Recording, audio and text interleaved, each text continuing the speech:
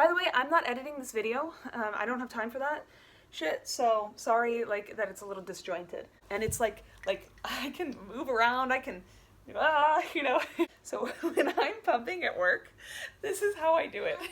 It's so stupid.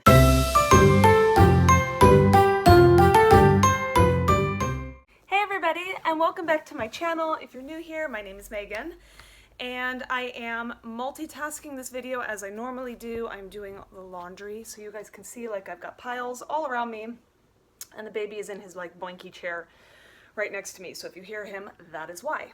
But I posted on my Instagram page last week sort of an update about my thoughts and feelings about the future of my breastfeeding / exclusively pumping journey, and I got so much supportive feedback, and it had such a special impact on me that like my thoughts and feelings have sort of changed again. So I wanted to do like a little bit of an update vlog talking about my journey so far, what I am doing, what's worked, what hasn't, what my plans are for the future, because I kind of want to be transparent. I have found videos like this one that I'm about to film to be very, very helpful. I've watched other women's sort of like journey videos here on YouTube, and it's been so helpful to know that I'm not alone and to sort of like get some tips and tricks to make the journey a little bit easier, because really at this point it's just sort of like a take things day by day experience for me, but I would like to go as far as I possibly can.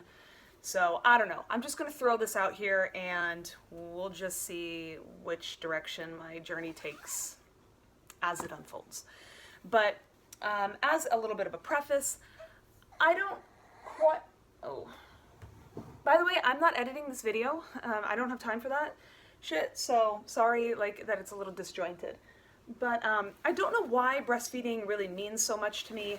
I think originally I wanted the convenience of it and also the bond, of course, and just like the life experience of doing that. My mom never breastfed, my grandmother never breastfed. I learned later that they also had the same problems I have, like they were never able to produce enough, and babies were losing weight, and then blah blah blah, and formula came into the picture, and then their supply was dried up in like within a week.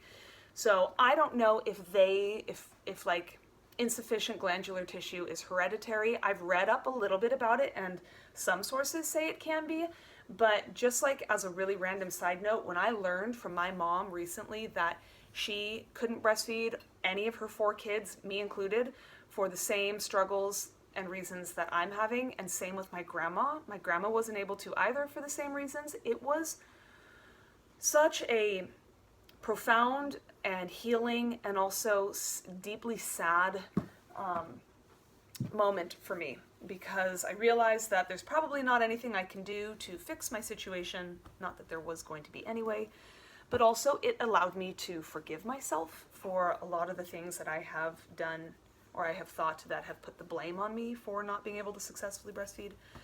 So that's been nice, but no more tangents. So breastfeeding was always something I wanted to do, and I wanted to have that special experience. It did not work out for my daughter, as I've mentioned a billion other times in previous videos, and it turned out not working out for my son. I really thought that I was going to be able to do all the things, you know, like power pumping from the first day and taking all these supplements and doing all these things that I didn't with my daughter because I had no idea what I was doing, and I was gonna like miraculously have a redemptive breastfeeding experience. And it turns out that I am not capable really of producing more than an average of 600 milliliters of breast milk a day. I've been logging my pumps, and that is pretty much my maximum. I've gotten a little bit more, and I've also gotten a little bit less in a day, but for the most part it's 600 milliliters a day, which is the equivalent of 20.5 ounces. And my son eats anywhere from 900 to 1,000 milliliters a day, which is approximately 32 ounces. So, you know, like I'm able to give him essentially 2/3 of his diet in breast milk, but the other third has to come from formula because I am not capable of producing it. And before you go suggesting things, I've done it all already, trust me.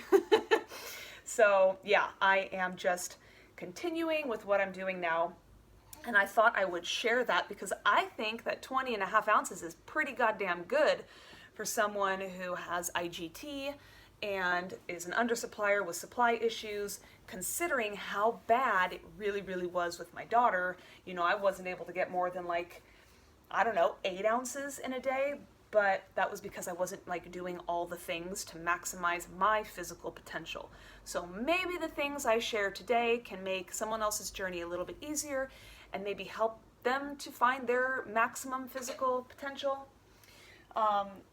Otherwise, just kind of contributing to the community and getting a little vent about how freaking hard exclusively pumping is. It is not fun at all. There's nothing fun about it. By the way, look at this little beanie. So cute. Anyway, so I'm going to start with my pumping schedule. And I'm going to start with my like evening pump before I go to bed because that's like the best logical start I can make. So this guy starts falling apart at 7 p.m. and needs to be put to bed at like 7:30. So I get like the bottle station and the pumping station and everything set up around 7, and then I change him and I swaddle him and I make him a formula bottle. So his first formula bottle of the day comes at 7:30 p.m. and I feed him. And the whole like feeding, putting to bed routine usually lasts about 20 to 30 minutes with this guy. So I do that, and then I put him down to bed next to me, and then, so now it's like 8 p.m., and then I sit back in my bed and I do a power pumping session. And for me, that is a 30-minute pumping session. I use the Spectra S1. It's a double electric cordless pump. So I do that for 30 minutes, and then I wait 10 minutes, and then I pump another 10 minutes. So I make sure I start the night completely drained.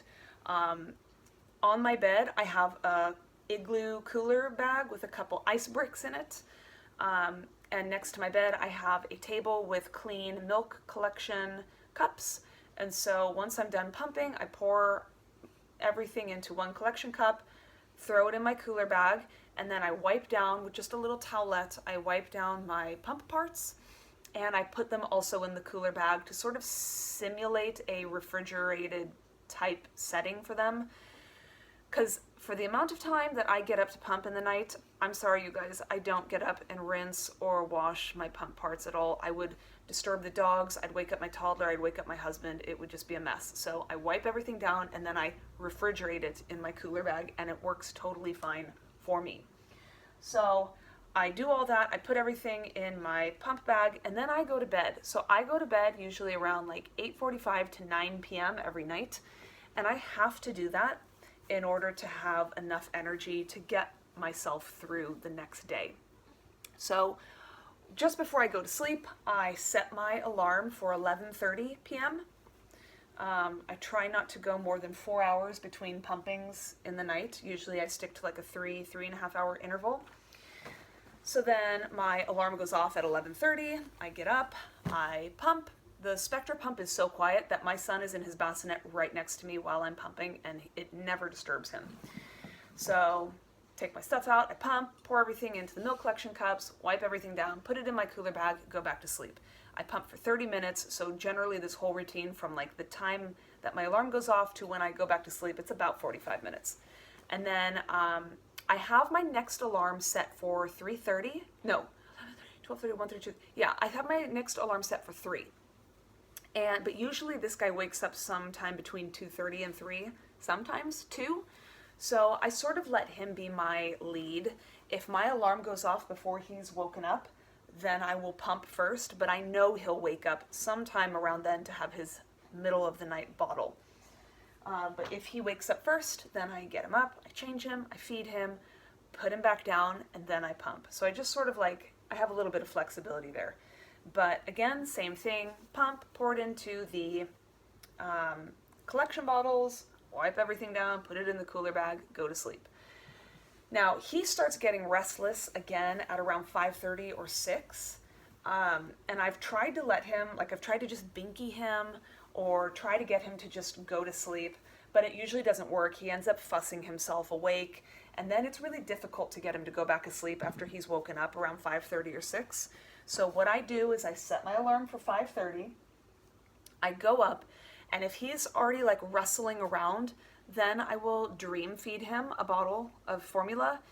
Otherwise, I'll start pumping and I'll wait for him to start rustling around, and then I'll dream feed him. And it can be a little tricky because because I'm feeding him formula, I have to elevate his head so that he doesn't get an ear infection when I feed him. So I kind of like gently do that, and sometimes I'm doing it while I'm pumping and I'm like this, but I get it done, and he rarely wakes up, and instead he just continues to sleep, and then I'm able to pump. By the time this is all done, because it takes him forever to take his dream feed bottle because he like snoozes in between, and I have to kind of like jiggle the bottle around to get him to keep drinking.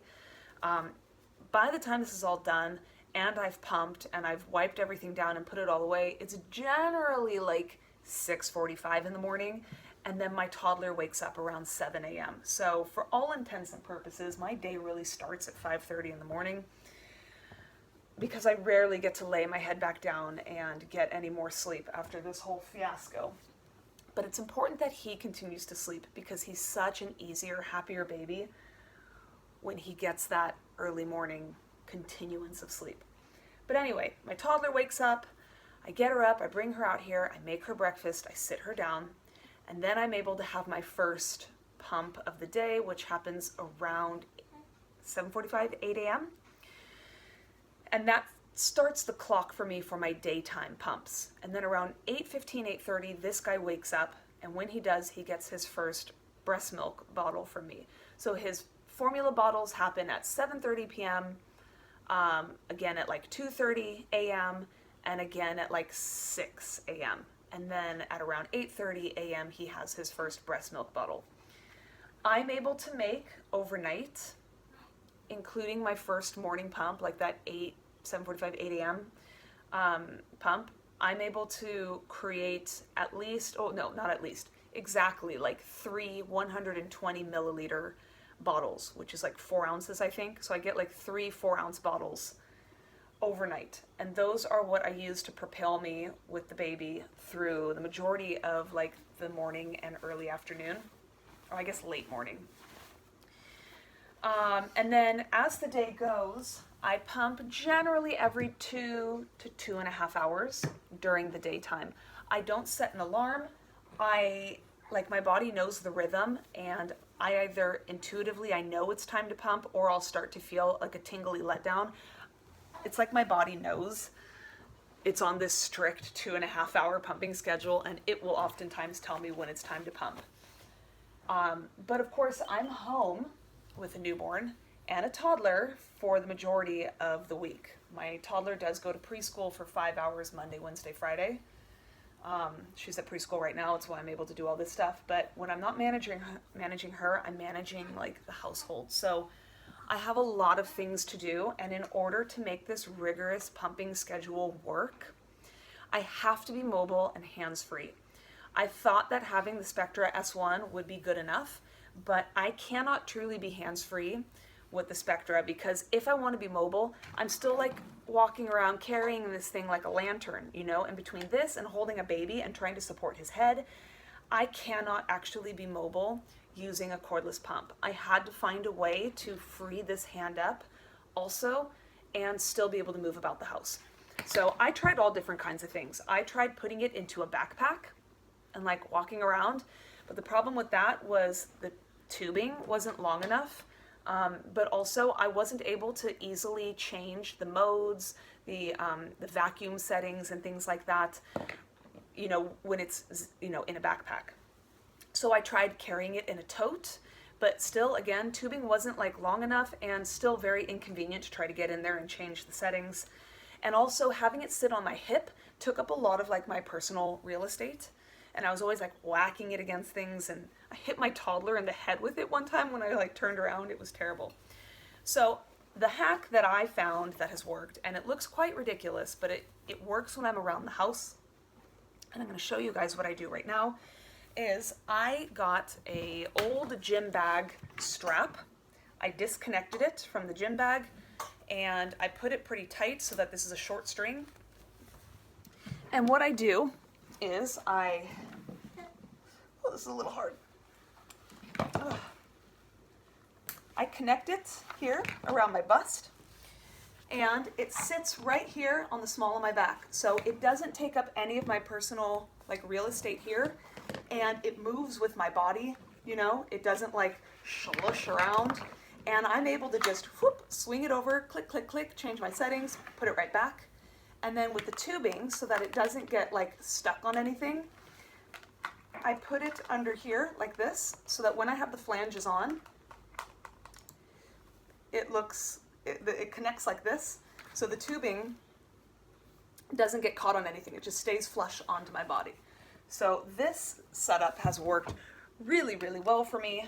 And I'm able then to be totally hands-free. I can hold my baby with both hands, or I can chase after my toddler, or I was like doing the laundry while pumping while he was sleeping. So it's awesome. And like I'm able to reach and like make sudden movements and not have to be mindful of the fact that I've got a machine attached to my nipples. You know, it's like not something you want to mess with by accidentally moving too quickly. You know what I mean? Anyway, so that is the first thing I've done to make this whole situation easier to do.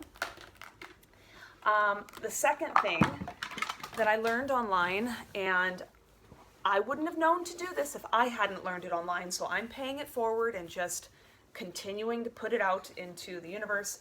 There is a hack where you can use comfortable, easy to wear, everyday nursing bras and convert them into hands-free pumping bras. I've tried pumping bras, and you always have to put them on and take them off every time you use them. They're awesome because like they're designed to do the job really efficiently.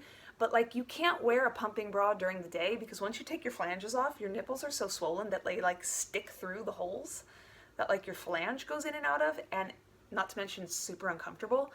So I learned this online. I'm going to show you guys how to do it. I have put my nursing bra on top of a camisole so that I can take the bra off and show you guys how to do it. I just want you all to know that my camisole is not padded, so like my lady bits are going to be somewhat visible, but whatever, right? So I like to do the double shirt method, so I'm always wearing like a nursing tank top. I'm always wearing like a nursing bra, and then I wear a nursing tank top, and then I wear like a t-shirt over, so that my nursing tank top I can just unclip, and like this whole part of my body is unexposed, and then like I get the flanges on and I pull this up and I bring my nursing tank top up over here, so really like none of my actual body skin is showing. It just makes it easier to pump, like if people are in and out of the house or whatever, you know, it's like I don't want my whole body exposed. But anyway, so pretend that this tank top is my skin, I guess. So what I do when I'm about to pump is I unclip my nursing bra. Oh good, you can't really see much. So these straps that your nursing bra attaches to, you bring them like this, and you just, well, it's easier to do when you don't have a shirt on underneath, but like you bring them into the center like this. And then, and mind you, I just finished pumping, so these are obviously used. But you put this in place, right? You line it up with your nipple. You take this middle strap, you put it over the flange like that, and then you hold it in place with this hand. You bring your clippy part of the nursing bra up and over, and you just fasten it on like so, and there you go. And sometimes you have to like just manipulate it a little, but you do it with the other one on, and it's so quick. Like once you get into the routine of it, you can do it literally in the dark. I don't even turn a light on to put these on.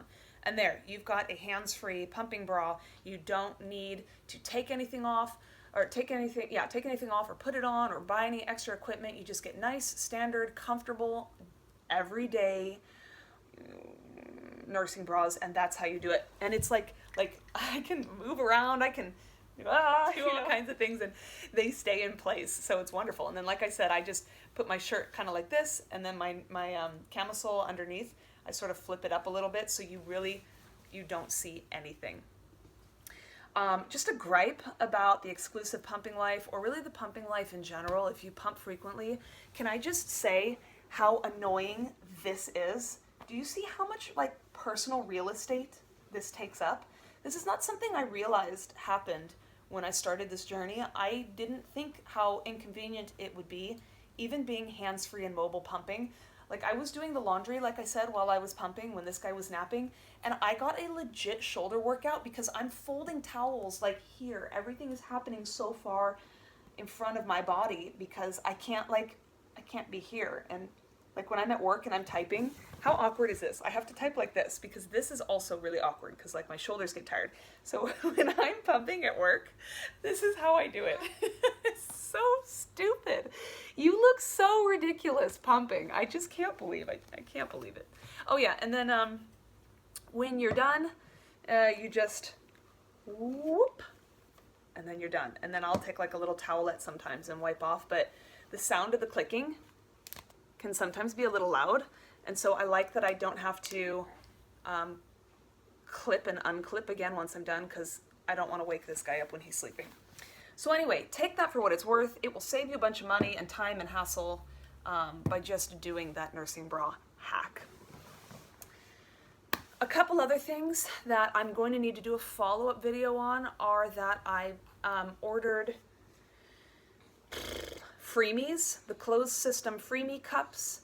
Freemies are an inverted flange system, so instead of it being like this, the cup, the collection cup, actually goes around the flange like this, so it looks like a little mini boob, and you actually just stick the whole thing inside your bra, so it's contained inside your clothes, nothing is hanging out. And then the tubing you can just run down your shirt, or some women I've seen run it up their shirt or around their side. But it's all contained, so like you could be out and about. I mean, obviously it's going to make your boobs look a little bit bigger, but with a jacket or a scarf or whatever, you can really contain it all. So I've gotten those to see if it can make my out and about pumping needs a little bit easier, because as it stands, pumping every 2 hours, it gives me very little amount of time to be like out and around people. So it's tricky. So I've ordered those, and also in my pumping groups, I have learned that I have a thing called elastic nipples, which is where the skin of the nipple is very, very stretchy, and what happens is my nipples get drawn so far into the flange neck here that my nipples actually bang the end of the flange. I haven't gotten any damage from it, but it does feel uncomfortable sometimes. So I've ordered a product called Pumpin Pals, which are these silicone flanges that you can use that are compatible with other pumping systems. So I'm going to try those out, and I'm going to try the Freemies out, and I'm going to do reviews about how they've worked out for me and how they've affected my output and things like that. So I'm going to try those out as well to see if they make my situation a little more comfortable, a little more efficient, etc. So that is sort of what I'm doing, my routine, and etc. As you can imagine, it's exhausting, and it's very frustrating, and I feel very limited. And when I am constantly hooked up to a pump, I cannot cradle my baby. So if he's crying, I have to stand to the side and like hold a bottle, or I need to like comfort him from a distance, or if my toddler is melting down or whatever, I can't pick her up. Definitely can't pick her up. I have to work my pumpings around her nap schedule and his nap schedule, because I just cannot do it all with these giant flanges hanging off of my body.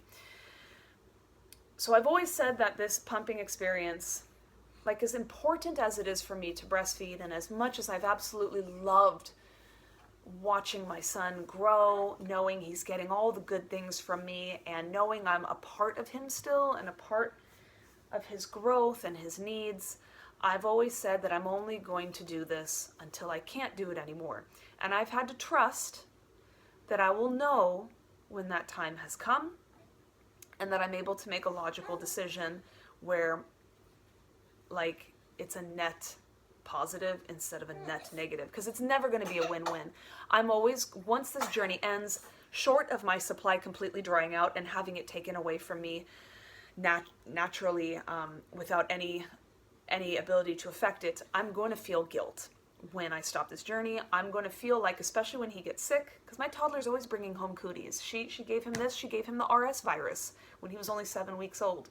I'm going to see him sick, and I'm going to think to myself, I had the ability to provide him with the antibodies and immunological benefits, and I chose to stop.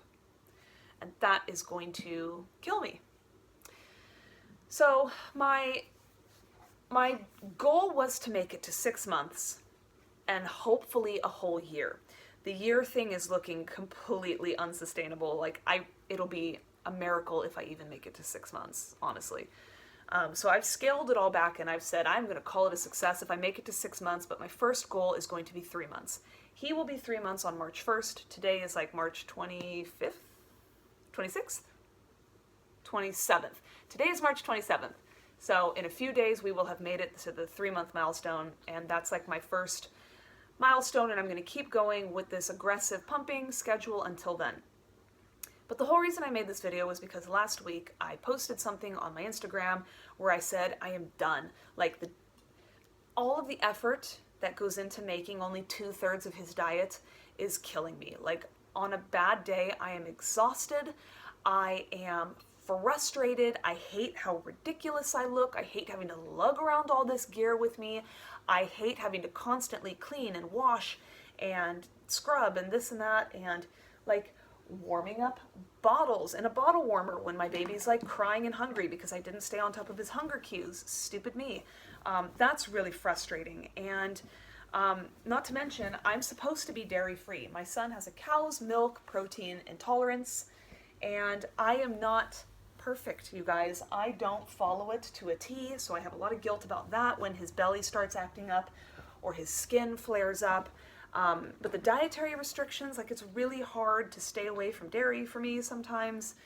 And like, that's a whole added stress, and it's just like, it's so much. And I'm managing the toddlers, and I have the dogs, and I have household work to do, and I just want things to be easy. And I have to say this, before I had ever breastfed, I genuinely thought, and even after I had my daughter and I did the formula feeding thing, I genuinely thought it was easier to breastfeed than to bottle feed.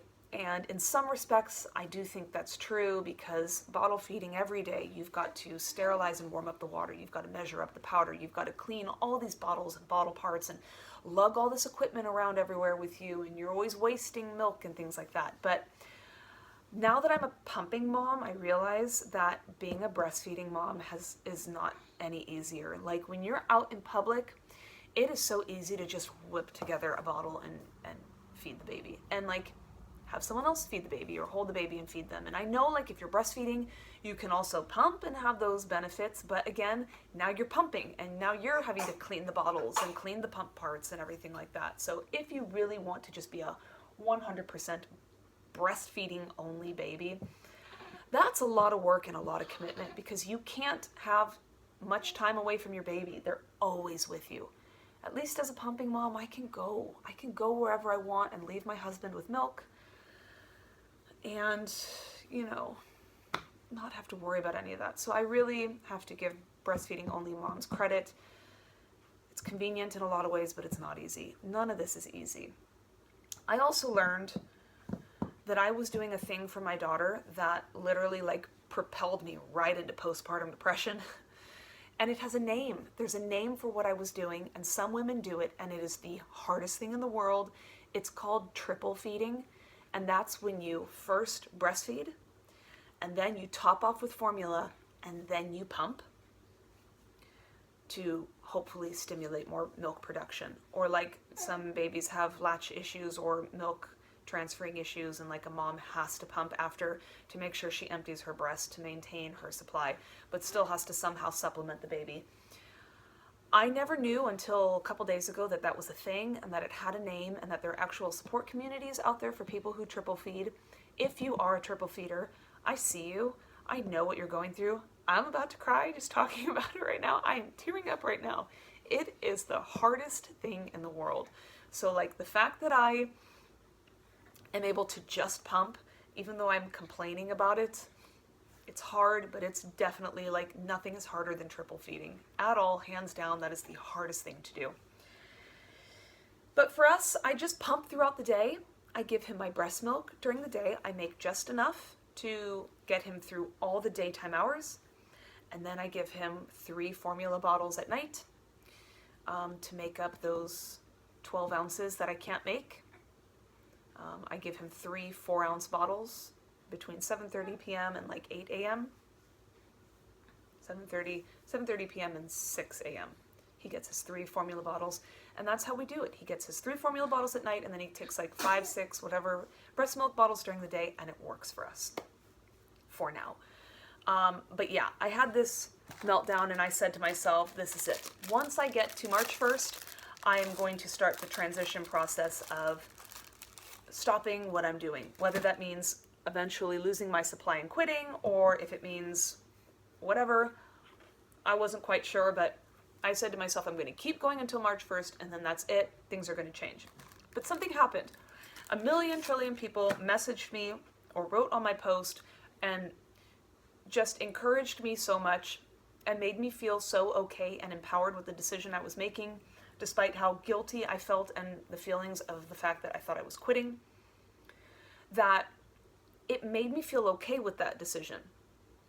And over the past 4 or 5 days, whatever, my thoughts and feelings have completely changed again, because once I got to a point where I said to myself, I'm okay if all of this stops and doesn't work anymore and I just go to 100% formula feeding. I got to a point where I was able to say that I'm okay with that. And then this weight was lifted off of my chest. This incredible pressure of, I have to. I've got to do all these things and be obsessive and maniacal about it. That suddenly I was able to just breathe and be like, okay, whatever happens, happens. And once I felt that, I suddenly was totally fine with this pumping journey I'm on again. And I don't think I'm going to change anything. I'm just going to continue to take it day by day. One thing I did do immediately after posting on my Instagram was I was waking up every 3 hours, sometimes every 2.5, but mostly every 3 hours at night to pump. And then I set my alarm for every 4 hours afterwards. And I let myself have just a little extra space between pumpings and a little more rest. And I figured out the dream feeding thing with my son so that I was able to get him to sleep until like 8 o'clock in the morning. And that in and of itself was a total game changer. And like right now, I feel like I can sustain this. I don't like the fact that I have to go to bed essentially at 7:30. Like I go in with him, I put him down, I pump, and then I go to bed. I'm losing so much of my life. But it won't always be like this. It's gonna get easier. Once he gets a little bit older, I really feel like I'm not gonna need to go to bed so early. But suddenly I'm like, okay, I'm gonna keep this pace up until March 1st. But then I'm okay with continuing. I'm gonna try my Pumpin Pals. I'm gonna try the Freemies. I'm okay with experimenting, and if things go wrong, then they go wrong. I might lose some supply, okay. But I think I'm pretty good with continuing. The one thing I can say I'm gonna do is that after March 1st, one of the bottles that I give him, the breast milk bottles that I usually give him during the day, I'm gonna replace that with a formula bottle. So like his 5:30 p.m. bottle is going to now be formula, and what I would have given him in breast milk, I'm going to freeze. And I'm going to slowly, each day, save up like a 4-ounce bottle worth of milk in my freezer so that if I lose all my supply or I decide to quit, I have a little bit of a stash so that if he gets sick, I can give him a little bit of breast milk and I don't have to feel that enormous guilt of not being able to provide him with anything. So I think the motivation to save up a bottle a day in the freezer, I think that will easily propel me till he's like 4 months old, assuming I can maintain my supply. So I think that'll be like a really healthy, motivating thing for me to do to make this whole thing still worth it, is knowing that I'm putting something away for him. So I'm gonna do that. Oh no, I'm gonna get him right now because he's getting fussy. Come here, little boy. Oh You need to be burped. Anyway. Oh my gosh, you're so heavy. This guy is so big. Where was I?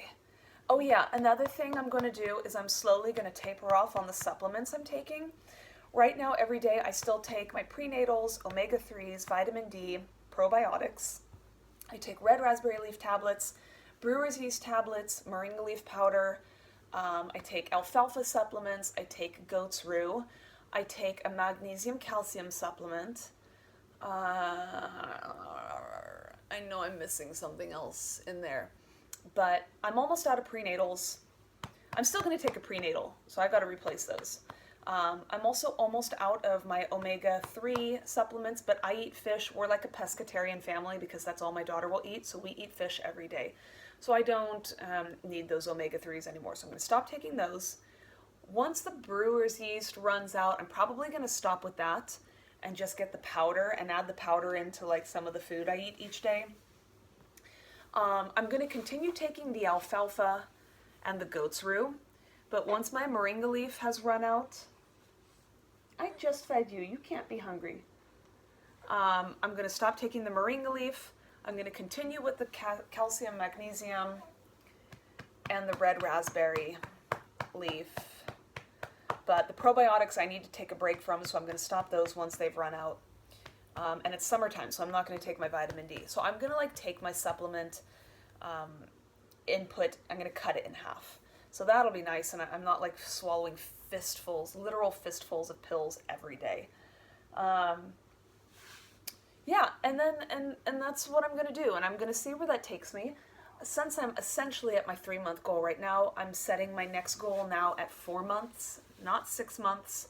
I'm going to just set these small milestones and and see where it takes me. One other thing that I've noticed has been helpful is having several sets of flanges. Oh, that's a big burp. Are you burpers? Are you a burpers? I have a bunch of phalange sets so that I don't have to like wash them every day if I don't want. I do typically just to stay on top of everything, but I don't have to, and that's helped. So I think I've got things as simplified as I can get them for the time being. If you guys have any tips or tricks that I haven't mentioned that has really helped you in your pumping journey, please let me know because I'm always in the market to learn more. But that's my update. So the next video I film will be a review of the Pumpin Pals and the Freemies. I'm not going to buy anything else for this journey because I don't know how much longer I can go, and I've run out of money, to be honest. Like, I'm on maternity leave, I'm not making that much, so I can't afford to do anything else, but I'm gonna ride the tide and see where it takes me. I'm really motivated to start saving a bottle, freezing it, and having a little stash for this guy, and like having the experience of seeing some milk in there in the freezer. So that's it. So stay tuned if you guys want to see my my review video, which should be probably in the next couple weeks, maybe toward the end of next month, because my mom has to ship it to me from the States. But I'll also detail in the description box below all the supplements I'm taking, and I'll make a note next to the ones that I think that I have noticed have really made a difference. Oh, I want to talk about food real quick, just real quick. Oatmeal doesn't do anything for me. I'm going to put a recipe for these like little lactation bites I hand make in case you all are interested in them. They mostly just taste good, but I have not noticed oatmeal to make a difference in my supply.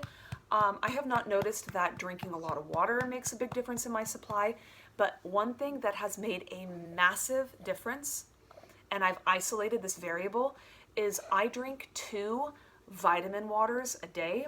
I drink the hydrate one, which is strawberry rhubarb flavor, and I drink the defense one, which is like citrus and elderberry or elderflower flavor. I don't know if you can only get these in Sweden. I would doubt it, but it's like, I think the brand is called Vitamin Well, and it's just vitamin water. If I drink 1 to 2 of those a day, I see a huge increase in my output to the point where I can make like 1.5 extra bottles a day. So if you're looking for things to try that are easy to do, I would recommend that. I know a lot of women in the States talk about body armor drinks or coconut water or things like that. It's probably the same thing. Woo! But anyway, this video is super long and I'm not editing it, so you get what you get. It's 40 minutes, whatever. Thank you so much. Like and subscribe if you'd like. Otherwise, I'll see you guys around next time. Okay, bye!